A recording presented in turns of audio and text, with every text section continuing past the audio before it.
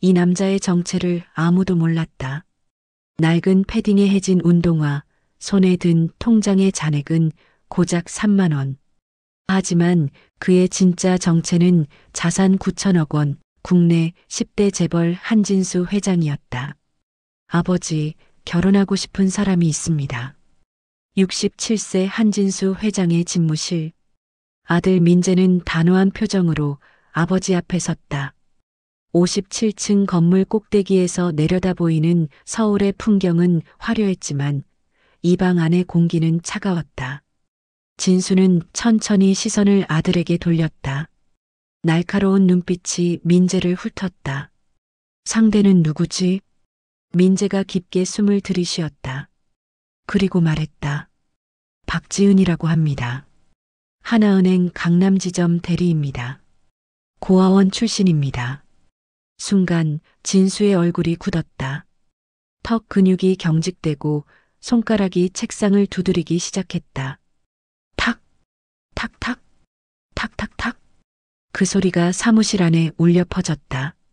시대가 변해도 가문은 변하지 않아. 진수의 목소리가 높아졌다.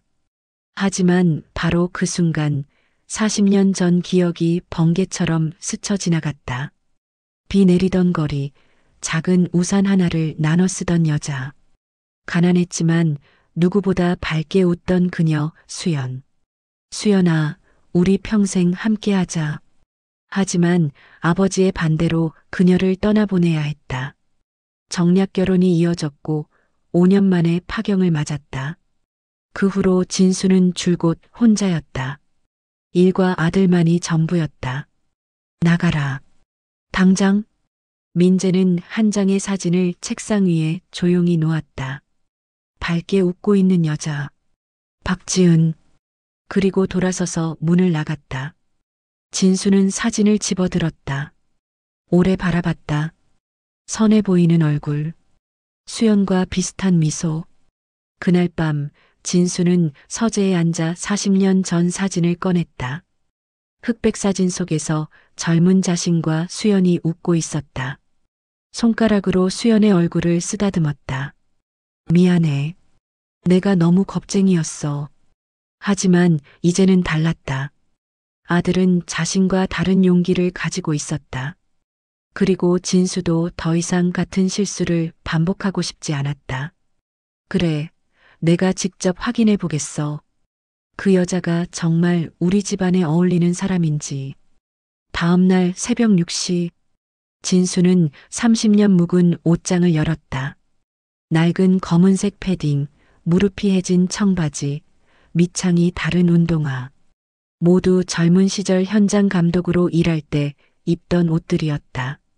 거울에 비친 자신은 초라한 노인 그 자체였다. 5천만 원짜리 시계를 풀어 서랍에 넣었다. 지갑에서 신용카드를 모두 빼냈다. 10,000원짜리 지폐 3장만 남겼다. 완벽해. 진수는 혼잣말을 중얼거렸다. 그의 눈빛이 날카롭게 변했다. 이 여자가 정말 우리 집안에 어울리는지 내 눈으로 직접 확인하겠어. 지하철을 탔다. 30년 만이었다.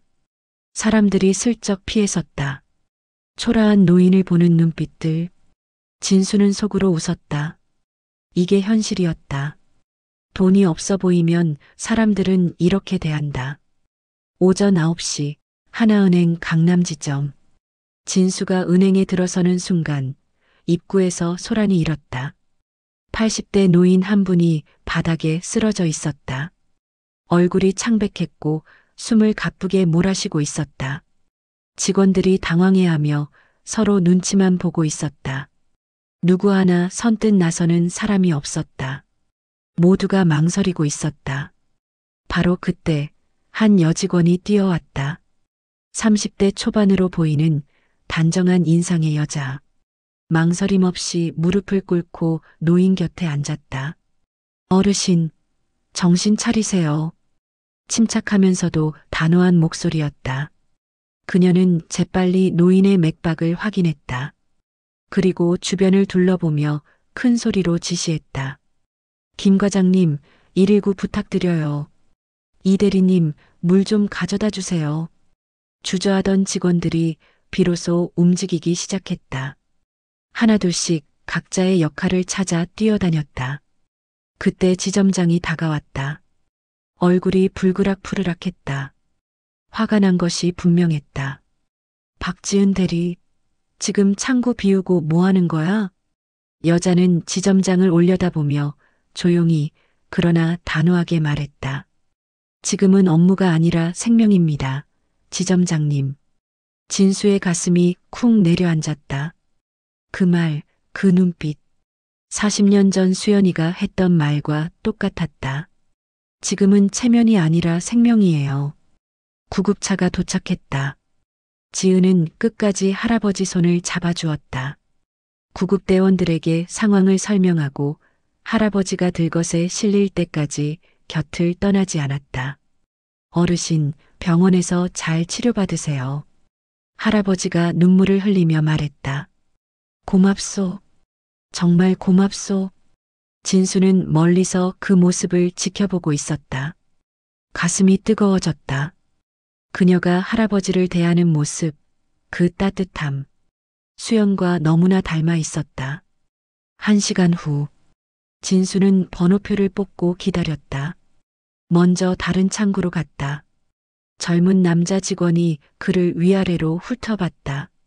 표정이 미묘하게 변했다. 귀찮다는 표정이었다. 신분증 주세요. 진수가 일부러 천천히 주머니를 뒤적였다. 손님, 빨리 좀 해주세요. 뒤에 사람 많아요. 짜증 가득한 목소리. 설명도 없이 서류만 던지듯 내밀었다. 인사도 없었다.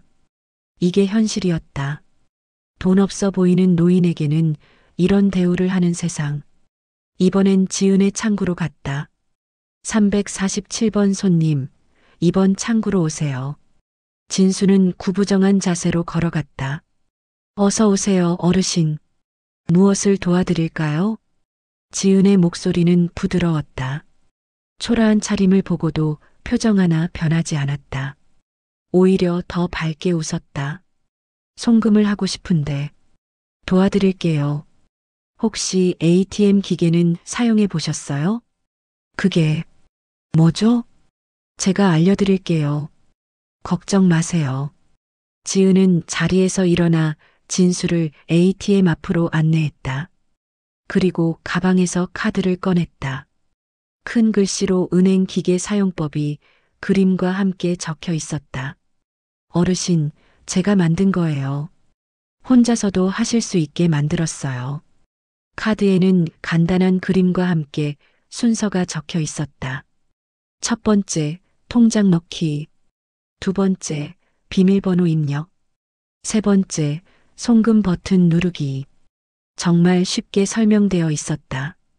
지은은 하나하나 천천히 알려줬다. 진수가 일부러 실수해도 짜증 한 번 내지 않았다. 괜찮아요. 다시 하면 돼요. 그리고 진수의 휴대폰을 받아서는 글자 크기를 크게 바꿔주고 화면도 더 밝게 했다. 그리고 긴급 전화번호를 저장해줬다. 혹시 어려우시면 이 번호로 전화하세요. 제 이름 박지은이라고 하시면 제가 도와드릴게요. 지은은 명함을 꺼냈다. 뒷면에 펜으로 자신의 이름을 예쁜 글씨체로 적었다. 진수는 명함을 받아들며 손이 떨렸다. 이번엔 연기가 아니었다. 진짜로 감동받았던 것이다. 은행을 나온 진수는 벤치에 앉았다. 명함을 내려다봤다. 박지은.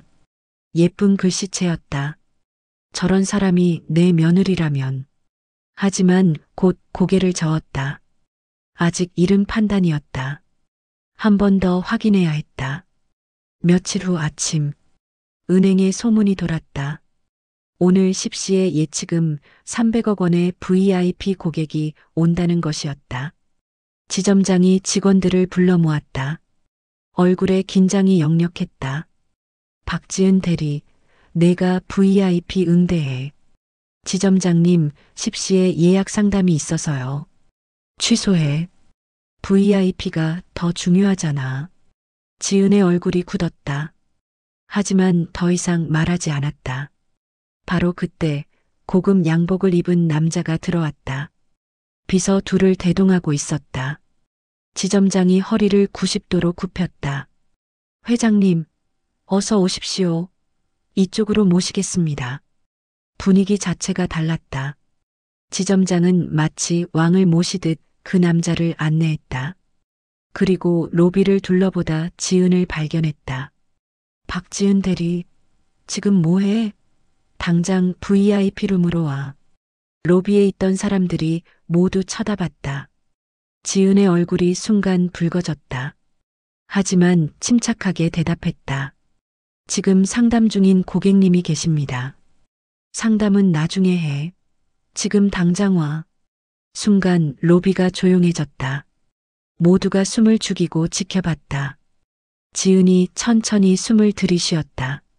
그리고 자리에서 일어나 지점장에게 걸어갔다. 목소리는 낮았지만 또렷했다. 지점장님, 지금 상담 중인 고객님이 먼저입니다.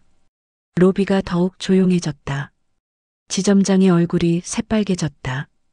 뭐, 지금 나한테 말대꾸하는 거야? 말대꾸가 아닙니다. 원칙을 말씀드리는 겁니다. 지은이 로비를 가리켰다. 사람들이 앉아서 번호표를 쥐고 있었다. 학생도 있었고, 직장인도 있었고, 노인도 있었다. 300억도 소중하지만 지금 기다리시는 모든 분들도 똑같이 소중한 고객님들입니다. 제가 지금 상담 중인 어르신을 중간에 두고 가는 건 그분께 실례입니다. 그리고 지금 기다리시는 모든 분들께도 실례고요. 지은의 목소리가 조금 떨렸다. 하지만 말을 멈추지 않았다. VIP는 박 대리님이 더 전문이십니다. 박 대리님께서 모시는 게 더 나을 것 같아요. 지점장은 입을 벌린 채 말이 없었다. 믿을 수 없다는 표정이었다. 저는 지금 제 고객님과의 약속을 먼저 지키겠습니다. 죄송합니다. 그리고 지은은 깊게 허리를 숙였다. VIP 고객에게, 지점장에게. 그리고는 돌아섰다. 다시 창구로 걸어갔다. 뒷모습은 떨리고 있었지만 발걸음만큼은 흔들리지 않았다. 진수는 그 모습을 지켜보며 가슴이 터질 것 같았다. 저 작은 여자가 얼마나 큰 용기를 내고 있는지 알 수 있었다. 돈보다 원칙을 택하는 사람. 이건 쉬운 일이 아니었다. 평생 돈으로 모든 걸 해결해온 진수에게는 충격이었다. 그때 VIP 고객이 오히려 미소를 지으며 말했다. 저런 직원이 있는 은행이라면 믿을 만하네요. 다음 날 오전 10시 은행 앞에 검은색 벤츠가 멈춰섰다. 고급 정장을 입은 남자가 내렸다. 한진수 회장이었다. 로비 분위기가 순간 변했다. 직원들이 하나둘 고개를 들었다. 고급 정장의 카리스마. 보통 사람이 아니었다. 실례합니다. 지점장님 계십니까? 비서가 안내 데스크에 물었다. 젊은 여직원이 황급히 일어났다. 네, 계십니다. 어느 분이신지. 한진수 회장님 방문이십니다. 한진수. 그 이름을 듣는 순간 로비가 얼어붙었다. 국내 굴지의 건설 그룹 회장. 이 지점 최대 고객. 그 사람이 직접 왔다는 얘기였다. 지은도 고개를 들었다. 눈이 커졌다. 뭔가 낯익은 느낌이었지만 확신할 수 없었다. 일주일 동안 봤던 그 노인과 지금 눈앞의 회장은 너무 달랐으니까. 지점장이 급하게 나와 허리를 숙였다. 얼굴이 긴장으로 굳어 있었다. 회장님, 어서 오십시오. 조용히 이야기할 수 있는 곳이 있습니까? 소회의실로 안내받은 진수. 지점장과 단둘이 마주 앉았다. 무슨 일로 오셨는지. 며칠 전 제가 이 은행을 방문했습니다. 지점장이 고개를 갸웃했다. 기억이 나지 않는다는 표정이었다. 낡은 옷을 입고 왔죠. ATM 사용법을 배웠고 박지은 대리에게 많은 도움을 받았습니다. 지점장의 얼굴이 하얗게 질렸다. 설마 그 노인이? 저는 3일 동안 이 은행을 지켜봤습니다. 박지은 대리는 단 한 번도 변하지 않았어요. 초라한 노인에게도 VIP 고객 앞에서도 똑같았습니다. 진수가 일어섰다. 창문으로 걸어가 로비를 내려다봤다. 지은이 창구에서 손님을 맡고 있었다. 여전히 밝게 웃고 있었다. 이 은행에 제 예금이 9천억 원 있습니다. 오늘 당장 다 빼서 다른 은행으로 옮길 수도 있어요. 지점장이 벌떡 일어났다. 온몸에서 땀이 쏟아졌다. 하지만 그러고 싶지 않습니다. 이 은행엔 박지은 대리 같은 직원이 있으니까요. 사람을 사람으로 대하는 직원. 돈이 아니라 원칙을 먼저 세우는 직원. 그런 사람이 있는 은행이라면 믿을 만합니다. 진수가 문을 열고 나왔다. 로비를 지나며 지은과 눈이 마주쳤다. 지은의 눈이 커졌다. 이제야 알아본 것이다. 저 할아버지가 회장님? 진수는 조용히 미소 지으며 고개를 숙였다. 그리고 은행을 나섰다. 일주일 후 한남동의 고급 레스토랑. 민재가 지은의 손을 잡으며 말했다. 긴장하지 마. 아버지는 좋은 분이야. 하지만 민재도 긴장하고 있었다. 손바닥에서 땀이 느껴졌다. 문이 열렸다. 네이비 정장을 입은 남자가 서 있었다. 꼿꼿한 자세, 날카로운 눈빛. 하지만 지은은 그 얼굴을 알아봤다. 그때 그 할아버지. 숨이 멎는 것 같았다. 믿을 수 없었다. 앉으세요. 진수가 부드럽게 말했다. 처음 보는 따뜻한 미소였다. 한참의 침묵이 흘렀다. 진수가 먼저 입을 열었다. 놀랐죠? 네. 정말 미안합니다. 이렇게 시험한 것. 진수는 테이블 위에 카드 하나를 놓았다. 지은이 만든 ATM 사용법 카드였다. 이거 덕분에 많은 걸 깨달았습니다. 진수의 눈가가 붉어졌다. 나는 평생 사람을 겉모습으로 판단했습니다. 돈이 있는지 배경이 있는지 그게 전부라고 생각했어요. 하지만 당신은 달랐습니다. 진수가 잠시 말을 멈췄다. 창밖을 바라봤다. 서울의 야경이 펼쳐져 있었다. 쓰러진 노인 앞에서 망설이지 않았어요. 지금은 업무가 아니라 생명이라고 말했죠.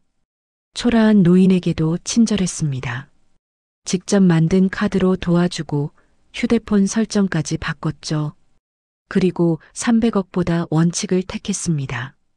지점장의 압력에도 흔들리지 않았어요. 진수는 자리에서 일어나 지은에게 걸어왔다. 당신은 돈보다 사람을 먼저 세우는 사람입니다. 권력보다 원칙을 먼저 세우는 사람이에요. 그리고 무엇보다 진심으로 사람을 아끼는 사람입니다. 진수가 깊게 고개를 숙였다. 용서해 주세요. 당신을 의심했던 것, 고아원 출신이라고 무시했던 것, 배경이 없다고 깔봤던 것, 모두 제 잘못입니다.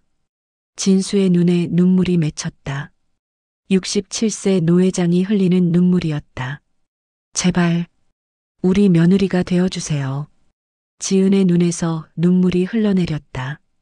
소리 없이. 하지만 눈물이 멈추지 않았다. 아버님, 고개 드세요. 제발. 진수가 천천히 고개를 들었다. 지은이 진수의 손을 잡았다. 제가 더 감사합니다. 저 같은 사람을 받아주셔서. 아닙니다. 내가 더 감사해요. 당신 같은 며느리를 얻게 돼서. 당신이 우리 가문의 진짜 가치를 가르쳐 줄 것 같아요. 돈과 권력만 아는 우리에게. 진수는 지은을 꼭 안았다. 따뜻한 포옹이었다. 아버지가 딸을 안는 것 같은 그런 포옹이었다.